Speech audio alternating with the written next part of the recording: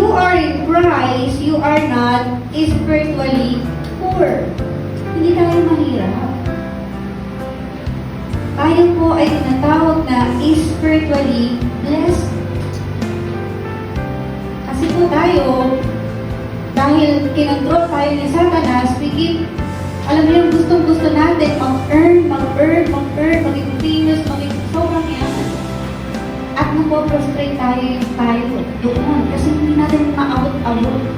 Pero ang simple lang po yung tinuturo sa Bible. Gusto ko maging masaya. Yung saya na hindi temporary. Yung saya na forever. Walang forever. Physically. Walang forever. Everything na nakikita nyo dito sa mundo ay temporary. At ang tinuturo po sa Biblia, yung eternal happiness. Unlimited, hindi nawawala. At yun yung kailangan po natin maranasan.